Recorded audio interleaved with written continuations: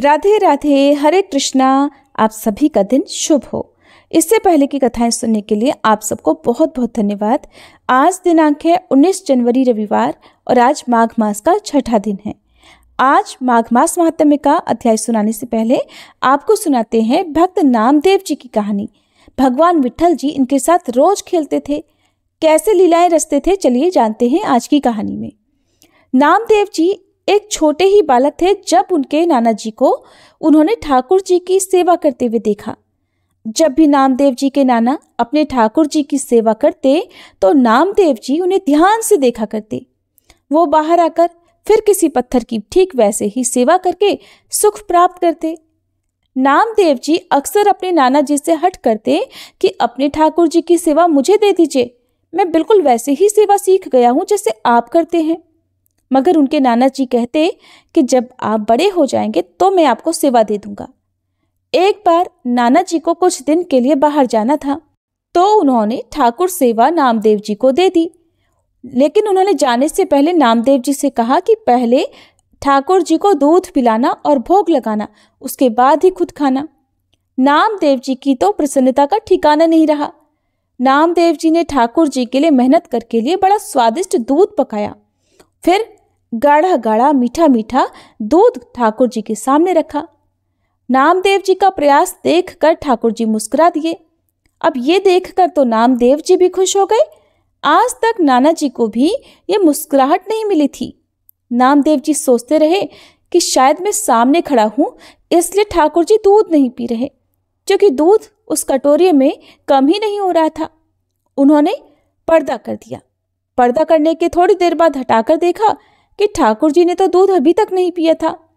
अब वो व्याकुल होने लगे कि अगर ठाकुर जी ने दूध नहीं पिया तब तो नाना जी मेरी ठाकुर से वही बंद कर देंगे, अपने ठाकुर मुझे देंगे ही नहीं। तो उन्होंने ठाकुर जी से कहा कि मैं नया पुजारी हूं ठाकुर जी, अगर मुझसे कोई गलती हुई है तो मुझे बता दीजिए, और अगर आपको ये दूध नहीं पसंद है तो मुझे बता दीजिए। कुछ और भोग लगाना हो, कुछ और आपको प्रिय हो तो वो भी बता दीजिए, क्योंकि दूध अभी भी वैसे ही वैसा पड़ा था। सुबह से शाम हो गई, ठाकुर जी ने उस दिन दूध नहीं पिया। अगला दिन हुआ, फिर भोग लगाया गया। ठाकुर जी ने इस दिन भी दूध नहीं पिया। अब नामदेव जी ने 2 दिन तक कुछ नहीं खाया, क्योंकि उन्हें ये डर था कि अगर उन्होंने बिना भोग लगाए कुछ खा लिया तो उनसे ठाकुर जी की सेवा छीन ली जाएगी। तीसरा दिन हुआ, अब तो उन्हें मारे भूख की नींद भी नहीं आई। फिर से उन्होंने दूध बनाया और इस बार दृढ़ता के साथ ठाकुर जी पास अपने एक छुरी भी लेकर गए और बोले ठाकुर जी से, ठाकुर जी दूध पियो नहीं तो मैं अपना गला काट लूंगा। उन्होंने खुद पर छुरी से प्रहार किया और ठाकुर जी ये सब देख नहीं पाए और झट उनके सामने आ गए और नामदेव जी का हाथ पकड़ लिया। अब तो ठाकुर जी ने झट से कटोरा उठाया और एक ही सांस में सारा दूध पी गए। नामदेव जी ने तो कटोरा पकड़ लिया और बोला कि पूरा नहीं पीना है ठाकुर जी, अरे कुछ मेरा भी तो ख्याल करो, मैंने भी तो 3 दिन से कुछ नहीं खाया, मुझे भी तो प्रसादी चाहिए। नाना जी वापस आए तो उन्होंने बताया कि ठाकुर जी पहले 2 दिन तक तो दूध ही नहीं पी रहे थे, लेकिन तीसरे दिन उन्होंने खूब अच्छे से भरपेट दूध पी लिया है। नाना जी ने सोचा, दूध पिया, सचमुच दूध पिया। तब उन्होंने कहा, अच्छा ठीक है, अगर तुम कह रहे हो तो मैं देखना चाहता हूं कि ठाकुर जी दूध कैसे पी लेते हैं। अब तो नामदेव जी अपने नाना जी और छुरी दोनों को लेकर ठाकुर जी के पास गए, एक कटोरा दूध भी लेकर गए और ठाकुर जी के सामने खड़े होकर बोले, ठाकुर जी दूध पियो और हाँ, मुझे झूठा साबित मत कर देना।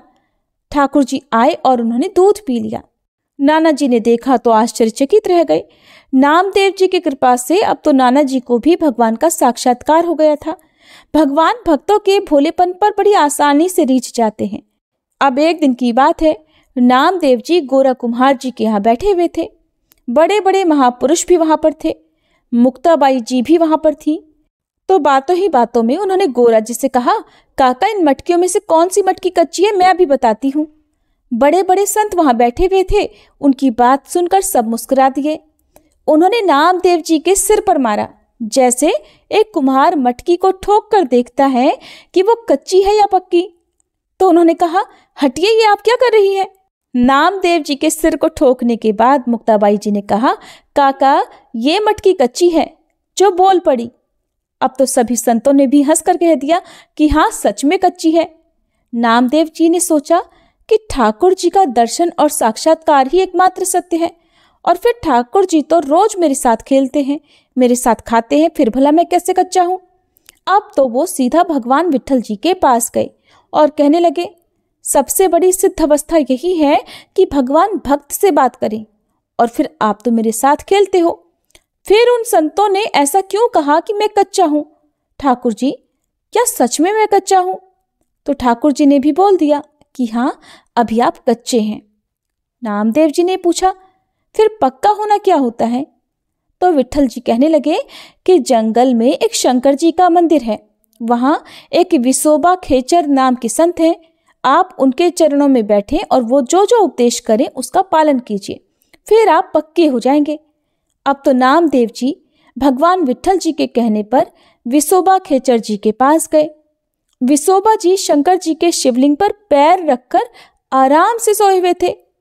अब नामदेव जी ने देखा तो सोचने लगे कि कोई साधारण आस्तिक इंसान भी ऐसा नहीं कर सकता कि कोई शिवलिंग पर पैर रखकर आराम से सोए। लेकिन अब भगवान ने मुझे इनको ही गुरु बनाने के लिए कहा है, ये बात तो मेरी समझ में नहीं आई। नामदेव जी ने विसोबा जी से कहा, पैर हटाइए महाराज, आप शंकर जी के ऊपर पैर रखकर क्यों सो रहे हैं? तो विसोबा जी ने कहा कि बेटा, जहां शंकर जी ना हो वहां पर मेरे पैर रख दीजिए।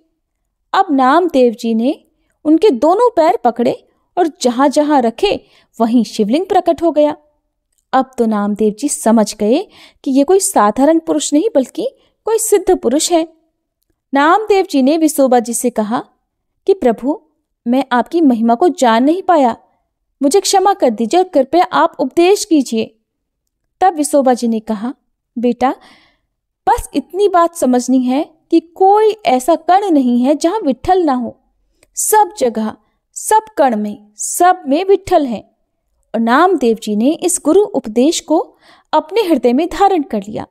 इसके बाद तो एक बार नामदेव जी विट्ठल जी के लिए रोटी बना रहे थे। वो रोटी रखकर घी गरम करने गए। इतने में ही कहीं से कुत्ता आया और विट्ठल जी के लिए बनाई हुई रोटी को खाने लगा। नामदेव जी ने कुत्ते से कहा, प्रभु ऐसी रूखी रोटी मत खाओ, जरा मुझ पर इस पर घी लगाने दो पहले। क्योंकि गुरु ने कहा था कि कण कण में भगवान है, सब जगह भगवान है, तो नामदेव जी को उस कुत्ते में भी भगवान नजर आ रहे थे।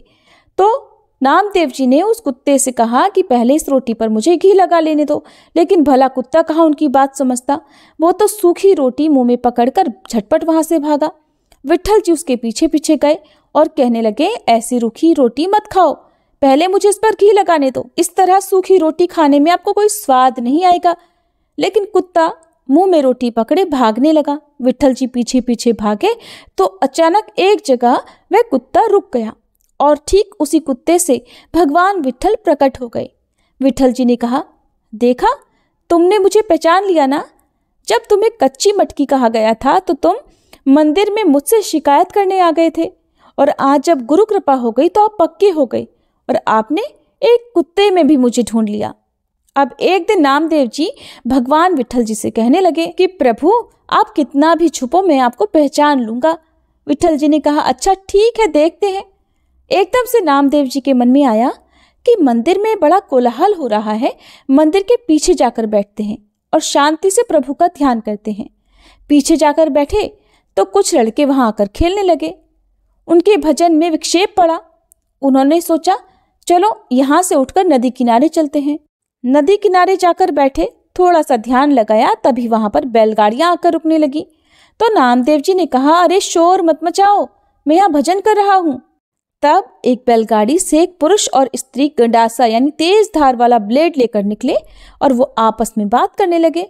बड़ी जोर से भूख लगी है, आज कोई शिकार तो मिला नहीं, यह आदमी मिला है, इसी को मारकर खा लेते हैं। अब तो वे दोनों नामदेव जी के पीछे पीछे भागने लगे। नामदेव जी ने भी झट अपनी धोती पकड़ी और वहां से भागने लगे। भागते भागते नामदेव जी विट्ठल जी के मंदिर में पहुंच गए और हाँफने लगे। तो विट्ठल जी ने पूछा, कहाँ से भागते आ रहे हो नामदेव? तो नामदेव जी ने कहा, बच गया प्रभु, एक स्त्री और पुरुष तो आज मुझे काट कर खाने की कोशिश कर रहे थे। विट्ठल जी ने कहा, देखा, पहचान नहीं पाए ना? अरे वो मैं ही तो था। तो विट्ठल जी ऐसी ऐसी लीलाएं करते हैं अपने भक्तों के साथ। अब एक दिन नामदेव जी अपनी कीर्तन मंडली के साथ महाराष्ट्र से ब्रज होते हुए दिल्ली पहुंचे। दिल्ली के बादशाह सिकंदर लोदी को पता चला कि एक हिंदू कीर्तन मंडली में नामदेव नाम जी के एक चमत्कारी संत हैं। तो उन्होंने हिंदू संतों की परीक्षा लेने के लिए पूरी मंडली को वहां बुलाया। बादशाह ने नामदेव जी से कहा कि अगर आप भगवान से मिल चुके हैं तो हमें कोई चमत्कार दिखाइए। नामदेव जी ने कहा, मुझ में तो कोई सिद्धि नहीं है, मैं तो बस नाम कीर्तन करता हूँ और संतों के साथ रहता हूँ, बाकी मुझ में तो कोई चमत्कार नहीं है। बादशाह ने उनकी दैन्यता को अपना अपमान समझा। अब बादशाह ने गाय मंगवाई और उनके सामने ही उसकी गर्दन काट दी और फिर बोला कि अब इस गाय को जिंदा करो। नामदेव जी के तो होश उड़ गए। उन्होंने प्रभु से प्रार्थना की कि आप अपनी मर्यादा रखने के लिए इस गाय को जिंदा कर दीजिए। मुझ में तो कोई सामर्थ्य नहीं है, आप बस मेरी आयु इस गाय को दे दीजिए। प्रभु, आप तो सर्वसमर्थ हैं, ये आपके भक्तों की परीक्षा लेने के लिए ही ये सब कर रहे हैं। जैसे ही उन्होंने ये प्रार्थना करके उस गाय को छुआ, उसकी गर्दन जुड़ गई और गाय उठकर बैठ गई। तब तो बादशाह ने नामदेव जी के चरण पकड़ लिए और फिर बोला कि आप कुछ भी मांग लीजिए, लेकिन नामदेव ने मना कर दिया। फिर बादशाह ने जबरदस्ती एक रत्नों से जड़ा हुआ पलंग अपने सेवकों के साथ उनके लिए भेज दिया। कीमती पलंग के साथ उसकी रक्षा करने के लिए सैनिक भी आए। भजन में विक्षेप ना पड़े इसलिए नामदेव जी ने पलंग नदी में फेंक दिया, क्योंकि उसकी रक्षा करने के लिए उन्हें बहुत सारे लोगों की आवश्यकता पड़ती। जब आसपास लोग हर समय खड़े रहते तो वो ढंग से भजन नहीं कर सकते, भजन में बहुत असुविधा होती। उधर राजा को जब ये बात पता चली तो उसने इसे अपना अपमान समझा। फिर से नामदेव जी को मिलने के लिए बुलाया तो नामदेव जी ने उन्हें कहा कि वो पलंग मेरे भजन में बाधा पहुंचा रहा था, इसलिए मैंने उसे फेंक दिया। राजा ने कहा, मुझे तो बिल्कुल वैसे ही पलंग की आवश्यकता है। अगर आपने पलंग नदी में ना फेंका होता तो मैं उसकी नाप लेकर नया पलंग बनवा सकता था। नामदेव जी समझ गए कि अब एक और परीक्षा की घड़ी आ गई। नामदेव जी राजा को नदी के पास लेकर गए और नदी में से उसी पलंग जैसे 20 पलंग निकालकर उसके सामने रख दिए। नामदेव जी ने कहा, हमारे प्रभु की इस सृष्टि में किसी चीज की कोई कमी नहीं है। अब बादशाह समझ गया कि इन हिंदू भक्तों में कुछ विशेष चमत्कार तो जरूर है।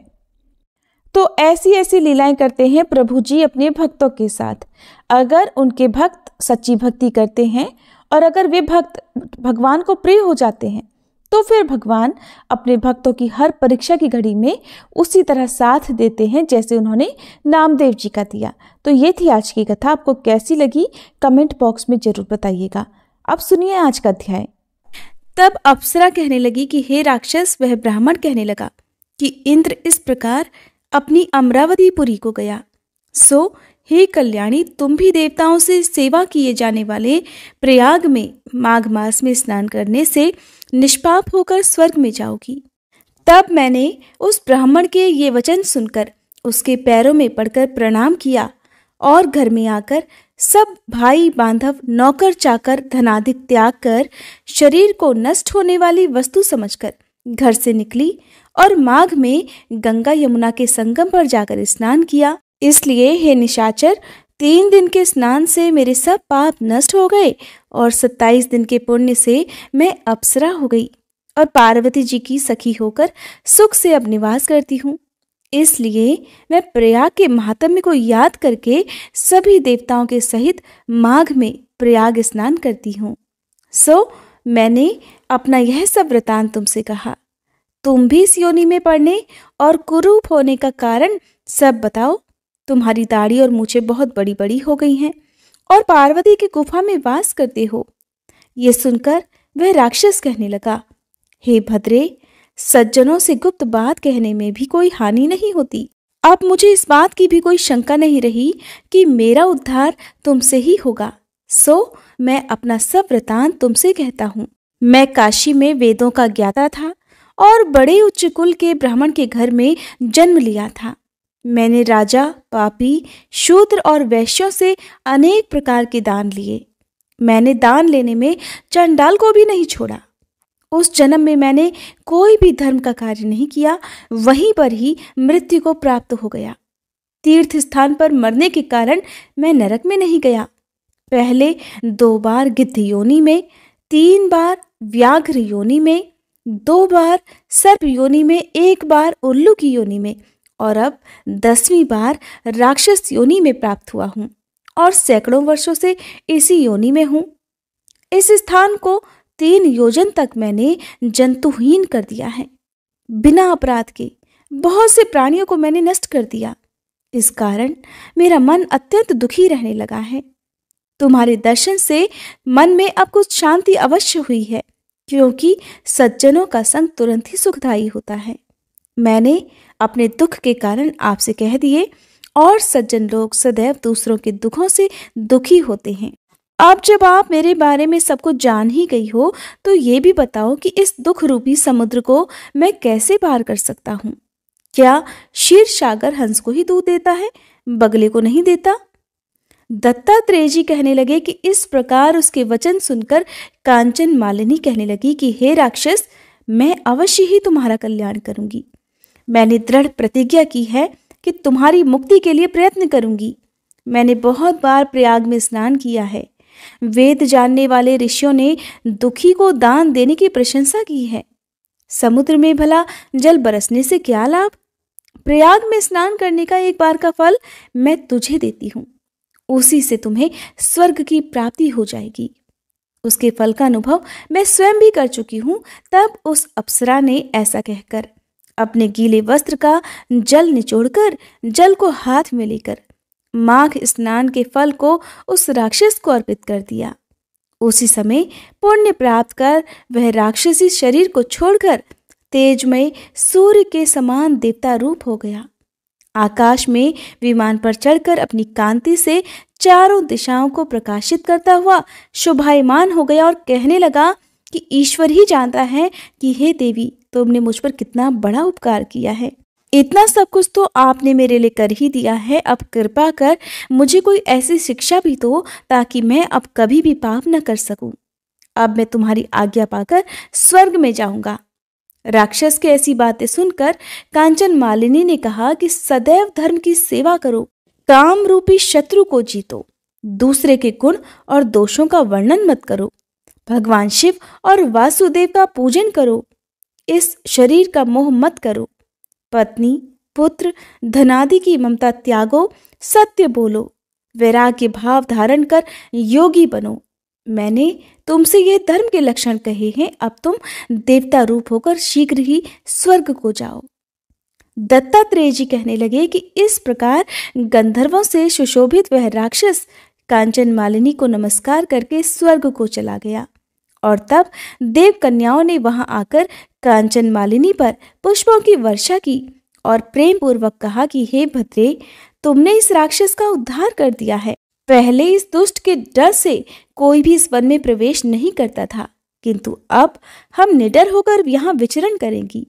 इस प्रकार कांचन मालिनी उस राक्षस का उद्धार करके प्रेम पूर्वक देव कन्याओं से क्रीड़ा करते हुए शिवलोक को चली गई। श्री वशिष्ठ जी कहने लगे, हे राजन, मैंने दत्तात्रेय जी द्वारा कहा माघ मास महात्म्य बताया। अब माघ मास के स्नान का फल भी सुनो। हे परंतप, माघ स्नान सब यज्ञों, व्रतों और तपों का फल देने वाला है। माघ मास में स्नान करने वाले स्वयं तो स्वर्ग में जाते ही हैं, उनके माता और पिता दोनों के कुलों को भी स्वर्ग की प्राप्ति होती है। जो माघ मास में सूर्योदय के समय नदी आदि में स्नान करता है, उसके माता पिता के 7 कुलों की पीढ़ी स्वर्ग को प्राप्त हो जाती है। माघ मास में स्नान करने वाले दुराचारी और कुकर्मी मनुष्य भी अपने अपने पापों से मुक्त हो जाते हैं और इस मास में हरि का पूजन करने वाले पाप समुदाय से छूटकर भगवान के सदृश शरीर वाले हो जाते हैं। यदि कोई आलस से भी माघ में स्नान करता है, तब भी उसके सब पाप नष्ट हो जाते हैं।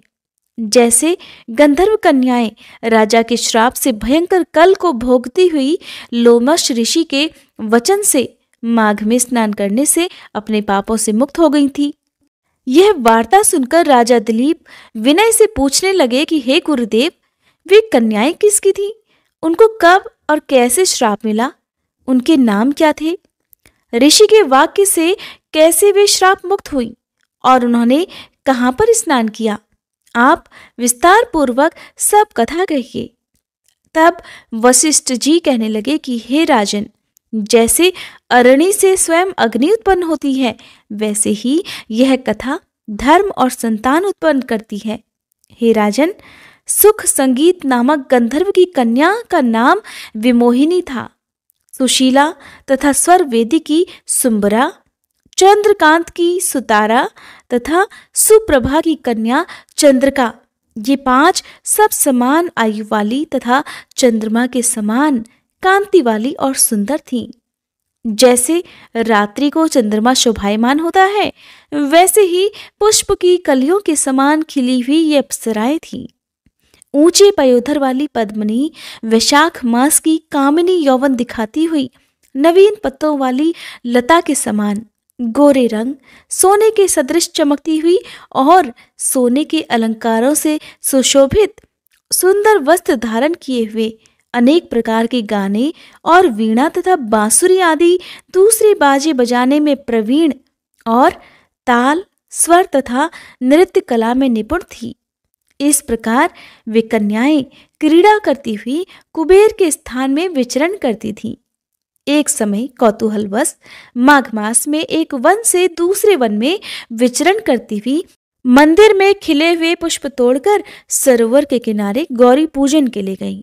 स्वच्छ जल के सरोवर में स्नान करके वस्त्र धारण कर मौन होकर बालू मिट्टी की गौरी बनाकर चंदन, कपूर, कुमकुम और सुंदर कमलों से उपचार सहित पूजन करके ये 5 कन्याएं ताल नृत्य करने लगी और फिर ऊंचे गांधार स्वर में सुंदर गीत भी गाने लगी। जब ये 5 कन्याएं नाचने और गाने में लीन थीं, तब उस समय आच्छोद नामक उत्तम तीर्थ में वेद निधि नाम के मुनि के पुत्र अग्निप ऋषि स्नान को गए। वह युवा ऋषि सुंदर मुख, कमल सदृश नयन, विशाल छाती, सुंदर भुजाओं वाला दूसरे कामदेव के समान था। शिखा सहित दंड लिए, मृग चर्म ओढ़े, यज्ञोपवीत धारण किए हुए था। उसको देखकर ये 5 कन्याएं मुक्त हो गई और उसका रूप और यौवन देखकर कामदेव से पीड़ित होकर देखो देखो ऐसा कहती हुई उस ब्राह्मण के मन में कामदेव का डर उत्पन्न करने लगी और फिर आपस में विचार करने लगी कि ये कौन हो सकता है।